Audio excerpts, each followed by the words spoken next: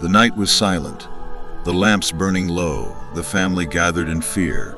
Their daughter had been whispering in a voice that was not her own, sometimes screaming, sometimes laughing, sometimes laughing, sometimes laughing, sometimes speaking words no one had taught her. They were sure this was not her. Something had taken hold, something unseen, and so desperate for help, they called upon a man who claimed to be an exorcist. He entered their home with confidence, carrying charms, beads, and strange powders. He whispered incantations in languages they didn't understand. He demanded offerings, meat, coins, and even drops of blood. The family obeyed, terrified of what might happen if they refused. But what they didn't know was that this so-called healer was not fighting the jinn. He was feeding them. The Prophet, peace be upon him, warned us of such people. In an authentic hadith, he said, "Whoever goes to a fortune teller and believes what he says has disbelieved in what was revealed to Muhammad." Many of these so-called exorcists are nothing more than magicians. They do not recite the Quran for healing. They call upon jinn, binding themselves in dark contracts that night. The man began his ritual. He drew symbols on the floor. He tied knots in strings. He burned incense, and suddenly, the girl began to scream louder than before. Her eyes rolled back, her limbs shook violently. The family thought this was the cure working, but in reality, it was the opposite. The jinn were being summoned, not expelled. Because this is the terrifying truth. A fake exorcist does not drive the jinn away. He opens the door wider, and once the door is open, more of them come. The Prophet, peace be upon him, gave us real ruqyah, reciting Quran, supplications, dhikr. But these magicians replace Allah's words with satanic rituals. That is why, instead of healing, the possession grows worse. In the morning, the girl was not free. She was weaker, her face pale, her voice rasping with exhaustion. The exorcist demanded more. He said, "Bring me an animal.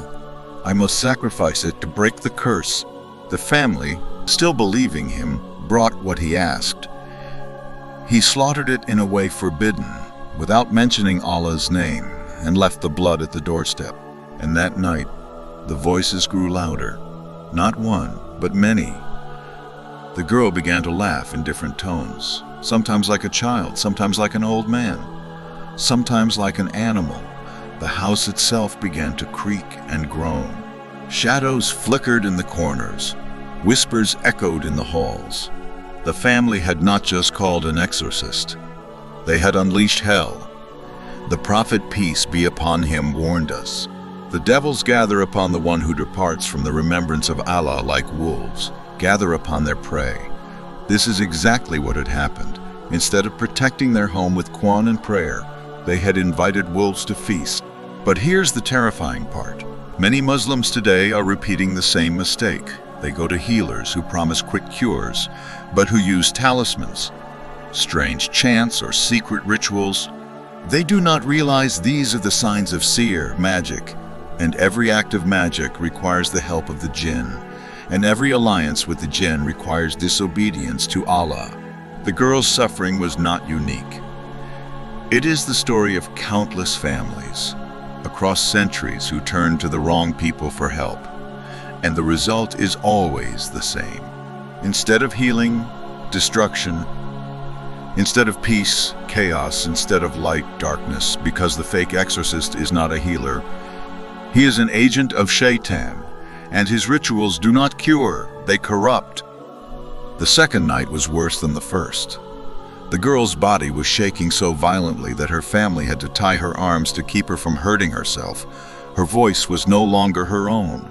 Sometimes she whispered verses of Quran, but in a twisted, mocking tone. Other times she cried out words of kufr, words she had never learned. The fake exorcist returned, smiling as if he had things under control. He told the family, "The spirit is strong. I need more offerings. I need money. I need obedience." And the family, blinded by fear, obeyed him. They brought him coins, food, even their jewelry. They thought they were buying their daughter's freedom, But in reality, they were buying chains. This is the oldest trick of the devil's. The prophet, peace be upon him, said, "Indeed, ruqyah, amulets, and love charms are shirk. Any so-called healer who demands payment in talismans or sacrifices is not a healer at all. He is a magician, an ally of Shaitan." But the family did not know. That night, the man lit a fire in the center of the room. He placed herbs and powders inside it, chanting as the smoke filled the house. The girl screamed louder. The shadows on the walls began to stretch unnaturally. Even the family felt the air grow heavy, as though invisible chains were wrapping around their chest. They thought this was proof that the exorcism was working.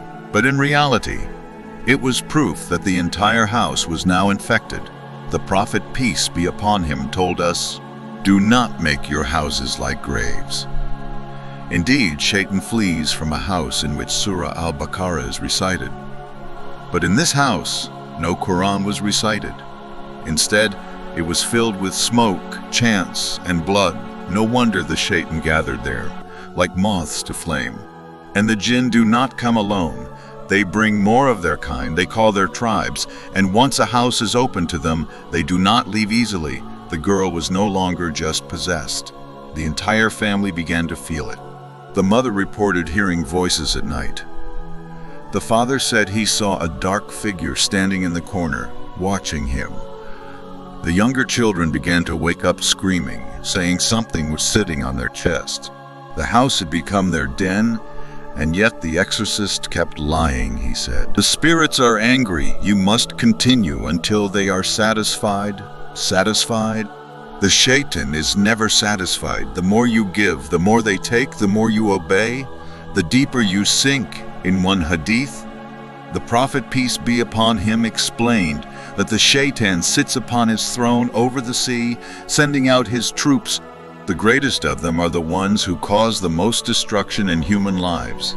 And when one of them returns, boasting that he caused a family to split, Shaitan embraces him and says, "You are the best of them." This is what was happening in that house. A whole family was being destroyed, not only by the Jinn, but by their own ignorance, because the true cure was simple. When? Dhikr, sincere dua. The prophet, peace be upon him, himself performed ruqyah, not with powders or symbols, but with Surah Al-Fatiha, with Qul A'udhu bi Rabbil Falaq and Qul A'udhu bi Rabbil Nas.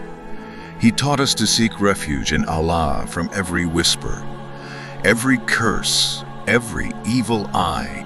But the fake exorcist did not want the family to know this, because if they discovered the truth, he would lose his power over them.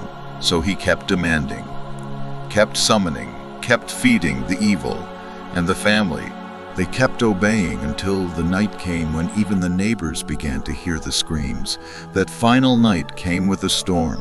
The wind howled outside, rattling the windows, as though the heavens themselves were warning the family.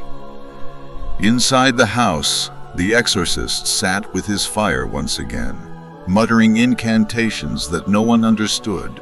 The girl was trembling violently, her eyes rolling back, her body convulsing in unnatural movements. Then something happened that no one expected. The girl suddenly sat upright, her voice no longer human but layered, deep and terrifying. It spoke. "You belong to us now. This house belongs to us. This man is ours." And it pointed at the so-called exorcist. The family froze. The truth had been spoken. The Jinn were not being driven out. They were being invited in, and the man they had trusted was nothing more than a servant of those very Jinn. The father, terrified, ran from the room and grabbed the Quran. It had been untouched, collecting dust on the shelf. His hands shook as he opened to Surah Al-Baqarah, and he began to recite. His voice was weak at first, stumbling over the words. But the moment he recited, "I seek refuge with Allah from the accursed Shaitan," and the opening verses, something changed. The girl screamed, but this time, not in power, but in pain. The fire the exorcist had lit sputtered, Smoke filled the air, and the shadows on the wall began to shrink. The man shouted, "Stop! You don't know what you're doing." But the father kept reciting, louder and louder. His voice cracked, but his heart was finally awake. And then, in an instant, the Jinn spoke again. "We are leaving. We cannot stay where this is recited." The girl collapsed to the ground, motionless as the exorcist stumbled backward, pale, sweating, defeated. The mother rushed to her daughter, crying. Her pulse was weak, but she was breathing. For the first time in weeks, her face was calm. The father turned on the so-called healer, his voice trembling with anger. "You lied to us. You brought Satan into our home. Leave and never return." Humiliated, the man left in silence. The neighbors who had gathered outside after hearing the chaos entered and helped the family. They brought with them a pious elder, a man known for his knowledge and sincerity. He sat with the Quran and recited calmly over the girl. He reminded the family, "The prophet, peace be upon him, said, 'Do not make your houses like graves.' Indeed, Satan flees from a house in which Surah al-Baqarah is recited. You let this place become a grave. But Allah's mercy is greater. Cleanse it with his words." And from that night onward, the family did exactly that. They filled their home with Quran. They prayed in congregation. They recited Ayat al-Kursi before sleeping. And they never again opened their doors to the tricks of magicians or fake healers. The girl slowly recovered. The voices stopped. The shadows disappeared. The nightmares faded. Her life returned not because of powders, fires, or sacrifices, but because the word of Allah was stronger than all the whispers of Shaitan.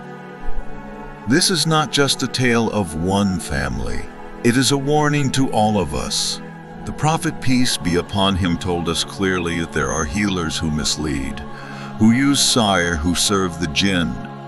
They may appear powerful, but their power is a lie. It is built on the very forces that destroy souls, remember. Shaitan feeds on fear and ignorance, but when a believer stands with Quran in his hand and Tawheed in his heart, Shaitan flees. The story of the fake exorcist is a reminder that not every man who calls himself a healer is guided. Some are wolves in sheep's clothing. Protect yourself with knowledge. Fill your home with Quran, and never forget the words of the Prophet, peace be upon him. The most excellent ruqya is Surah al-Fatiha, because the truth is simple. Allah is enough. His words are enough, and the one who clings to him will never be abandoned to the darkness of Shaitan.